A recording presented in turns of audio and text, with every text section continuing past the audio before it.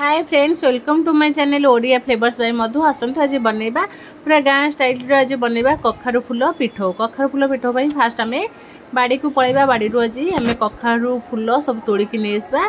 देखंतु केते हमर कखारु फूल फुटी छि। कखारु फूल को आमे सब तोड़ी की ओडे कखारु फूल तोड़ी की ताको कोन करबा बाछि के भल्ला भाबे धोई की एमते आमे गोटे थाली रे रखि देबा। तापरे आमे चाउल बतरे की रखि देइथिबा 3 रु 4 घंटा। तापरे चाउल रे आमे देइ देबा सुखिला लंका पियाज जीरा एतिकी देकी भल्ला भाबे गोटे पेस्ट आमे बनै देबा। पेस्ट बनै सला परे एबे पकै देबा आमे गोटे स्पून हल्दी पाउडर, गोटे स्पून आमे पकै देबा रेड चिली, स्वाद अनुसार लूण लूण पकै सला परे एबे कोन करबा तापरे आमे पकै देबा टिके आमे रेड चिली पाउडर गोटे स्पून पकै देबा। पकै देके भल्ला भाबे आको गोळी देबा।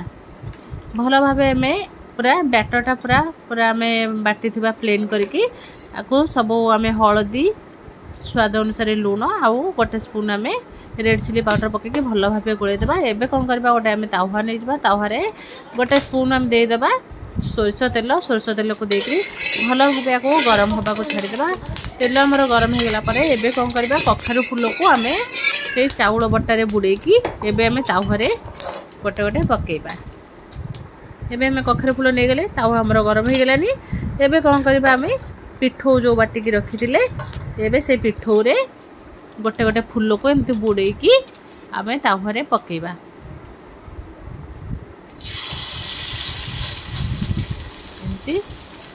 कखारु फूल पिठो एमती आम तावा पकई सारा परे एबे कौन करबा ताकू 2 मिनिट खंड छाड़ी साइला परे एबे कौन करबा आकू उल्टे देबा। तावा पूरा भल से पाचिला परे आम कौन करबा फूल को पकेबा, नहले हमर फूल बिल्कुल भी उठिबनी। एबे फूल को आम भल भाबे टिके आस्ते आस्ते करके उल्टे देबा।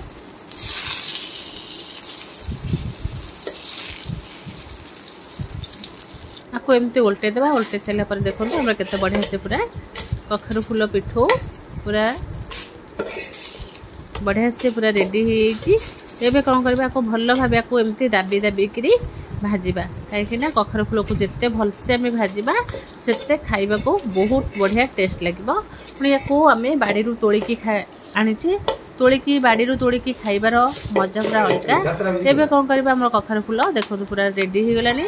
एबे कोन करबा कखारु फूल को हमें काट देबा। काट दे की एबे आउ हमर जो कखारु फूल रही गेथिला ताकू एमती हमें भाजी देबा। कखारु फूल नै जा फूल रे एमती हमें जो बाटी की रखी थिले पिठो एमती बुड़े की हमें गोटे गोटे कखारु फूल को एमती छाड़ीबा। काहे ना कखारु फूल हमें अल्प अल्प देकरी कले कखारु फूलटा भल हबा। हम टिके बेसी दे दिथिले सेथि बाई से टिके लागी जाइथिला। एमती हम आउ टिके खाली तेल पकै करी ते भल्लो भाबे को क्रिस्पी करके भाजीबा। आको सांग सांग भाजी की सांग सांग खाइबे बहुत बढ़िया लागिबो। आको जदी खाइबा को बसी थिबे ताले कखारु फूल एमती पिठो करके सांग सांग खाइबे बहुत बढ़िया लागिबो एमती गरम गरम खाइबा को। एबे हमर देखंतो कखारु फूल हमर रेडी होईची।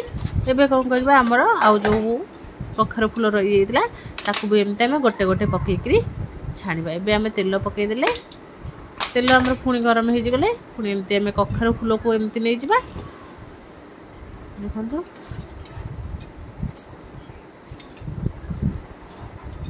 एमती कखारु फूल को आमे नै गेले नै की एमती पिठो धरे बुडे की छाणीबा। तावा पूरा आराम से हमर गरम हो जाइची। एमती आमे पकै देले कोन हबो कखारु फूलटा हमर भल से पूरा भाजी हो जिवो। एबे देखो तो हमर कखारु फूल पकै सला परे एको एमती उल्टे देबा। एबे देखो तो पूरा सांग सांग पूरा जति तावाटा भल से ताति थिबो कखारु फूलटा शीघ्र उठी जिवो।